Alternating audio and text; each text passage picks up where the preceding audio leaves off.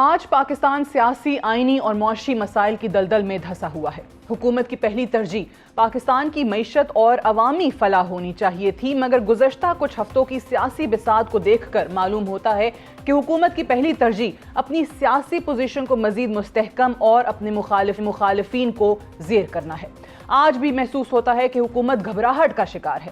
حکومت کو اپنی فتح پر یقین نہیں ہے۔ حکومت کا خوف ہے کہ کہیں اہم عہدوں پر تبدیلی سے ان کے مخالفین کا پلان بھاری نہ پڑ جائے اور ان کے اس حکومتی سیٹ اپ کو کہیں چلتا نہ کر دیا جائے۔ یہ وہ خوف ہے جس کی بدولت حکومت اپوزیشن کی سیاسی مہم جوئی سے گھبراہٹ کا شکار ہے اور اپنے ہی ہاتھوں سے اپنے شہروں کو بند کرتی ہوئی دکھائی دیتی ہے، اپنے ہی ہاتھوں سے تحریک انصاف کے احتجاج اور جلسوں کو پابندیوں اور مختلف رکاوٹوں کی بدولت کامیاب کرتی ہے اور ان کے لیے ایک فری اشتہاری مہم چلاتی ہے۔ ایک ناکام یا کمزور احتجاجی تحریک کو پہلے سے زیادہ مضبوط کرتی ہوئی دکھائی دیتی ہے۔ دوسری جانب اگر دیکھا جائے تو وفاق میں اتحادی حکومت اپنی معاشی کامیابی کا پرچار کم کرتی دکھائی دیتی ہے۔ شہباز شریف حکومت کے لیے IMF کا پیکج حاصل کرنا ایک بڑی کامیابی ہے۔ IMF پیکج اس بات کا ضامن ہے کہ حکومت مضبوط اور مستحکم قدموں پر چلنے کے لیے تیار ہے۔ تحریک انصاف کے بانی رہنما کی تمام کوششیں دھری کی دھری رہ گئیں۔ آپ کو یاد کراتے چلیں کہ تحریک انصاف کے بانی رہنما نے اڈیالہ جیل سے بیٹھ کر عالمی معاشی ادارے کو خط لکھا تھا، جس کا موضوع تھا کہ پاکستان کو قرض کی ادائیگی نہ کی جائے اور اگر ایسے حالات میں ملک کو قرضہ ملا تو قرضے کو واپس کون کرے گا۔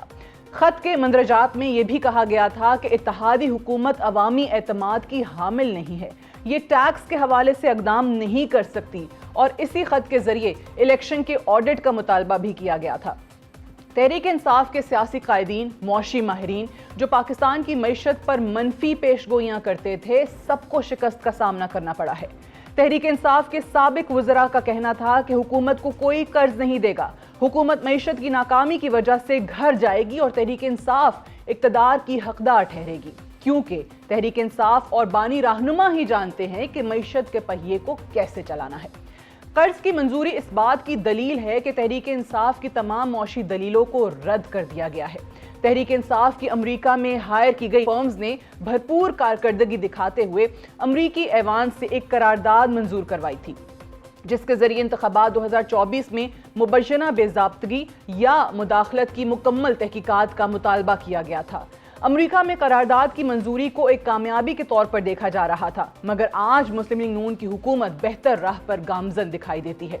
پروگرام کے اس حصے میں سوال اٹھائیں گے کہ اس سب کے باوجود مسلم لیگ نون کی حکومت کیوں گھبراہٹ کا شکار ہے؟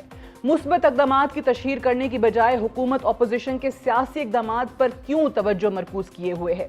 اور پاکستان میں کرسی اور اقتدار کی خاطر قانون سازی کا سلسلہ کب رکے گا؟